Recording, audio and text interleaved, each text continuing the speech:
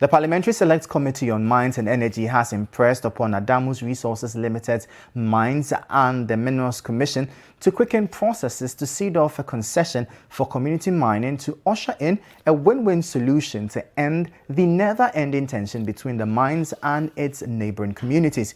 Following the shooting of a resident by security personnel during the prosecution of some 28 galamseyers at Nkroful on April 1st, the Parliamentary Select Committee on Mines and Energy paid a working visit to Adamus Mines at Salma in the Elembele district, where they interacted with the mines managers as well as chiefs in the area for a solution. City News' Annim has the details.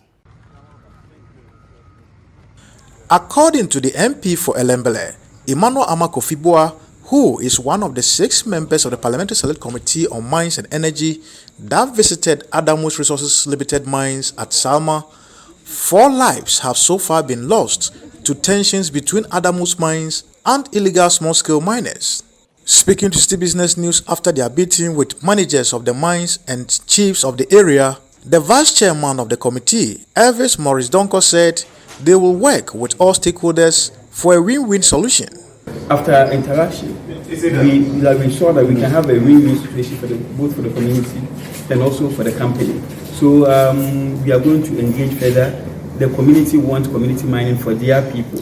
The Ministry of Lands have already started doing that. So all that we have to do is to engage more with the ministry, engage more with the Minerals Commission, and also with Adamus company, which they are willing to do to release a land for the community mining. So after deliberations with all these institutions, I think we'll have a concrete solution to these problems. A ranking member of the Parliamentary Select Committee on Mines and the MP for Elembele also called for an investigation and an end to the unfortunate killings of young persons under such circumstances. This painful death of young people will not happen again. One, there has to be a thorough investigation to make sure we understand what happened. If people are at fault, that they take responsibility and the law will take its course. What is the way forward to ensure that we don't see this revolving violence and making as if this is a war zone as you described it? We can't have that. We have to be peace. Adamus as a company must operate peacefully, must have a very good community relationship. Adamus must also work to ensure that their areas of operations are areas that are, quite frankly, peaceful enough, protected. We should make sure that we have a responsibility to make that. It can only happen when we are also addressing the very critical needs of these communities. And normally we wouldn't expect to have absolute resolution when you commence with such a process. So we would continue to engage. We would continue to appeal to the inhabitants that even though they might have some expectations, it takes time to resolve that expectations.